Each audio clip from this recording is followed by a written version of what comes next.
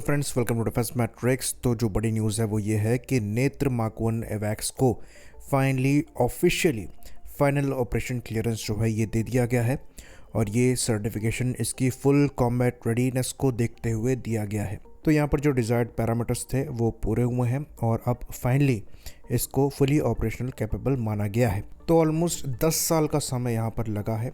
करीबन 2017 से ये सर्विस में इंडक्टेड है और मल्टीपल ऑपरेशंस भी इस प्लेटफॉर्म ने देखे हैं, जिसमें पहली बार इसको 2019 बालाकोट स्ट्राइक के दौरान इस्तेमाल किया गया था।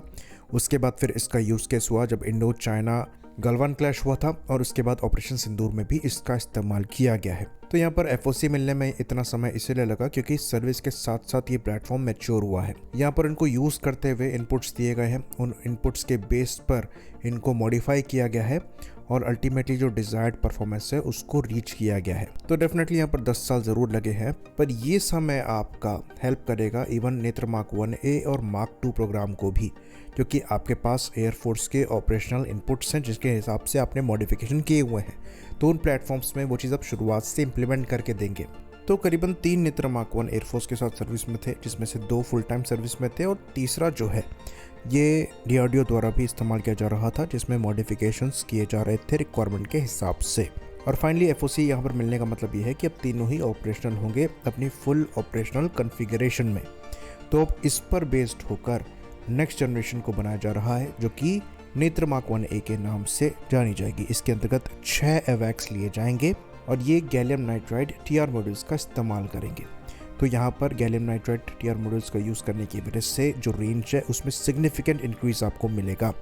तो यहाँ पर जो प्लेटफॉर्म इस्तेमाल किया जाता है ये ब्राज़ीलियन एम्ब्रेयर का ERJ-145 है और यहाँ पर जो रेंज मिलती है ये आपको 250 किलोमीटर से 300 किलोमीटर की मिलती है टारगेट डिटेक्शन के लिए। यहाँ पर हम नेत्र मार्क 1 की बात कर रहे हैं और ये एक बार में 200 टारगेट्स को ट्रैक कर सकता है। साथ में यहाँ पर इलेक्ट्रॉनिक सपोर्ट मेजर भी दिया गया है, कम्युनिकेशन सपोर्ट मेजर दिए गए हैं, जिसकी वजह से आप एनिमी रेडियोस को इंटरसेप्ट भी कर सकते हैं। साथ में यहाँ पर जैम रेजिस्ट डेटा लिंक्स को भी दिया गया है, जिसकी वजह से ये दूसरे प्लेटफॉर्म के साथ सीमलेसली टारगेट डेटा शेयर कर सकता है। अब यहाँ पर weapon grade data link included है या नहीं है इसका कंफर्मेशन तो हमारे पास नहीं होगा, पर फ्यूचर में डेफिनेटली हम आपको इसके बारे में बताएंगे। तो इस प्लेटफॉर्म की सबसे अच्छी बात यह है कि यहाँ पर इन-फ्लाइट रिफ्यूलिंग सिस्टम भी दिया गया है। तो एंड्योरेंस थोड़ी ज़रूर कम हो जाती है क्योंकि प्लेटफॉर्म छोटा है, पर इन-फ्लाइट रिफ्यूलिंग की वजह से आप इसको एक्सटेंड कर सकते हैं। तो यूजुअली जो 8 घंटे का एंड्योरेंस है उसको बढ़ाकर आप 12 से 14 घंटे का कर सकते हैं, यानी कि आप यहाँ पर 4 से 6 घंटे एडिशनल ऐड कर सकते हैं, जो कि मोर देन एनफ है। साथ में क्योंकि ये प्लेटफॉर्म काफ़ी छोटा है, एजाइल है, तो ऑपरेशनल यूज़ केस में ये ज़्यादा बेहतर निकल कर सामने आता है। यहाँ पर एक ड्रॉबैक बस यही है क्योंकि रडार डोर्सल पे माउंटेड है, इसलिए खाली 240 डिग्री की कवरेज मिलती है और 60 डिग्री के अराउंड फ्रंट एंड बैक में ब्लाइंड स्पॉट आ जाता है, जिसको एक तरीके से कवर करने की कोशिश करी जा रही है नेत्र मार्क 2 में, जहाँ पर एयरक्राफ्ट के नोज़ में भी रडार को लगाया जा रहा है क्योंकि वहाँ पर बड़ा प्लेटफॉर्म यूज़ किया जा रहा है। तो ये एस बैंड की फ्रीक्वेंसी पे काम करता है, जिसकी वजह से ये डिफ़िकल्ट वेदर में भी कारगर साबित होगा, चाहे हैवी क्लाउड्स हो, रेन हो, और आपको लॉन्ग रेंज में ज़्यादा बेटर सिग्नल स्ट्रेंथ मिलेगी। इवन वेपन क्वालिटी ट्रैक भी आपको मिलेगा। आजकल की मिसाइल के साथ ये चीज़ पॉसिबल है।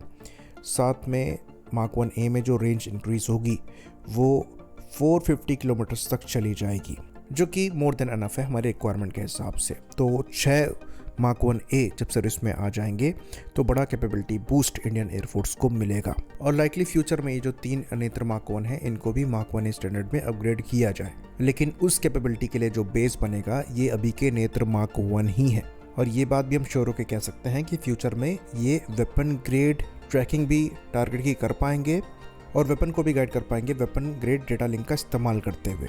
अभी के जो एवैक्स हैं वो कर पाएंगे या नहीं कर पाएंगे इसका कंफर्मेशन हमारे पास नहीं है, लेकिन ये चीज़ हम ज़रूर कह सकते हैं कि मार्क 1A के केस में आपको ये चीज़ ज़रूर मिलेगी। तो ये एक बड़ी अचीवमेंट है जो हमने यहाँ पर एफओसी अचीव किया है और इसको सेलिब्रेट किया जाना चाहिए। बाकी नेत्र मार्क 1A को लेकर भी काम चालू है और 6 एवैक्स यहाँ पर लिए जाने हैं, जिसको लेकर फिलहाल एयरक्राफ्ट एक्विजिशन को देखा जा रहा है। क्योंकि ERJ-145 अभी प्रोडक्शन में नहीं है तो लाइकली यहाँ पर सेकंड हैंड प्लेटफॉर्म को लिया जाएगा, तो इसको लेकर चीज़ें प्रोग्रेस कर रही हैं। आई होप इन्फॉर्मेशन यहाँ पर क्लियर रही हो। इसी बात पर इस वीडियो को हम ख़त्म करेंगे। लाइक करिए, सब्सक्राइब करिए। जय हिंद।